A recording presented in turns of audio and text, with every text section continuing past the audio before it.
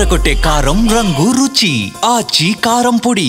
రాజకీయాల్లో విశ్రాంతి అనేది అసాధ్యం అనే చెప్పాలి. ఎందుకంటే మెజారిటీ నాయకులకి ఇదొక పెద్ద టాస్క్ అన్నమాటే.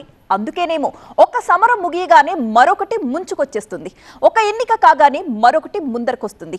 సేమ్ టు సేమ్ తెలంగాణలో కూడా ఇదే పరిస్థితి కనిపిస్తోంది. ఇప్పుడు అలా ఒక బైపోల్ ముగిసిందో లేదో మరో ఎన్నికల యుద్ధానికి సన్నద్ధమవుతున్నాయి ప్రధాన పార్టీలన్నీ. ఉప ఎన్నికల ఫలితంతో సంబంధం లేకుండా మరోసారి ఉత్సాహంగా సై అంటున్నాయి.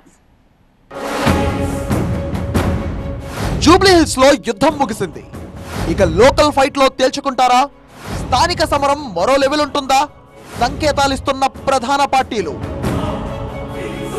తెలంగాణ రాజకీయ వేదికపై మరో కీలక ఎన్నికల సమరం ముగిసింది.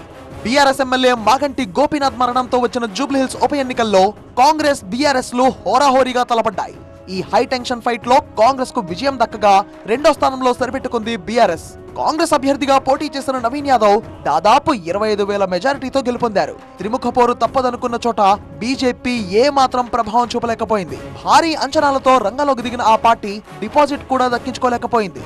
అయితే నైతికంగా తమదే గెలుపని బీఆర్ఎస్ అంటుంటే అవన్నీ ఓడినోళ్లు చెప్పే సాకులంటోంది కాంగ్రెస్.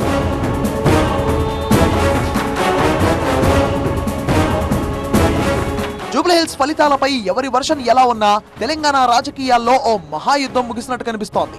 అయితే అప్పుడే మరో సమరానికి పార్టీలు పరస్పరం సయ్యంటున్నట్టుగా కనిపిస్తోంది.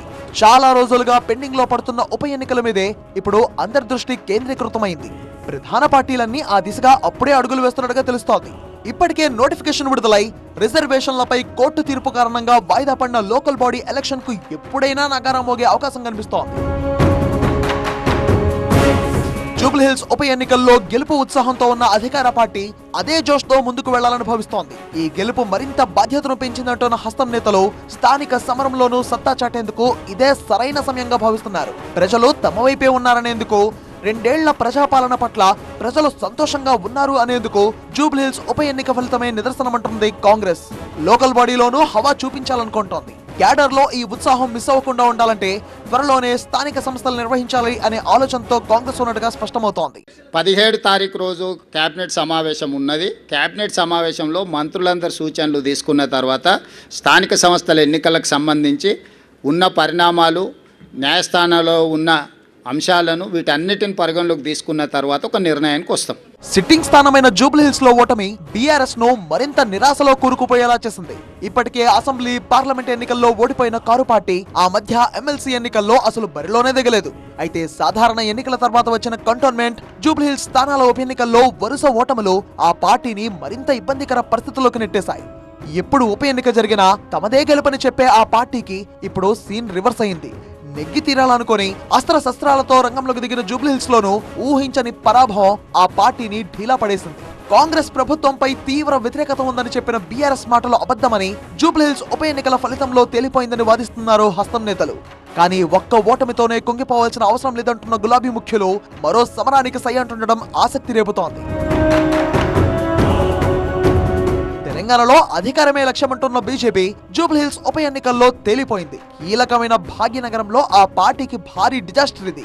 అసెంబ్లీ, పార్లమెంట్ మొదలు ఇటీవలే ఎమ్మెల్సీ ఎన్నికల దాకా మంచి జోష్ చూపించిన కాషాయ సేన త్వరలోనే జరగబోయే స్థానిక సమరంలో సత్తా చాటి అధికారం వైపు అడుగులు వేయాలని భావించింది. కానీ అంతకు ముందే వచ్చిన జూబ్లీ హిల్స్ ఉప ఎన్నికల్లో అనూహ్య పరాభవం ఆ పార్టీకి పెద్ద షాక్ అనే చెప్పాలి. అయితే ఒక్క ఓటమి తమను ఆపలేదంటున్న కమలనాథులు స్థానికంలోనూ సత్తా చూపిస్తామంటుండడం విశేషం. ఆ దిశగా తమ గ్రౌండ్ వర్క్ ఇప్పటికే పూర్తయిందని చెప్తున్నారు కాషాయ నేతలు. గెలుపోటములతో సంబంధం లేకుండా 3 ప్రధాన పార్టీలు మరో కీలక సమరానికి సై అంటుండడంతో మున్ముందు తెలంగాణ రాజకీయం మరింత హీట్ ఎక్కడం ఖాయంగా కనిపిస్తోంది. అసలే రాబోయేది అసలు సిసలు క్షేత్రస్థాయి ఎన్నికలు. ప్రజా నాడి తెలిసే ఎలక్షన్ కావడంతో బలమైన వ్యూహాలతో ముందుకు వెళ్తే తప్ప విజయం అంత ఈజీ కాదు. అందుకే ఇప్పటి నుంచే కథనోత్సాహంతో కాలు కదుపుతున్నాయి పాలక ప్రతిపక్షాలు. ఒక్క ఉప ఎన్నికకే ఈ స్థాయి ఉడుకు పుట్టించిన ప్రధాన పార్టీలు గ్రౌండ్ లెవెల్ ఫైట్ లో మరింత మంటలు రేకెత్తించడం ఖాయమనే చర్చ రాజకీయ వర్గాల్లో ఇప్పుడు జోరుగా నడుస్తోంది. ఏం జరుగుతుందో, ఎవరిని విజయం వరిస్తుందో చూడాలి.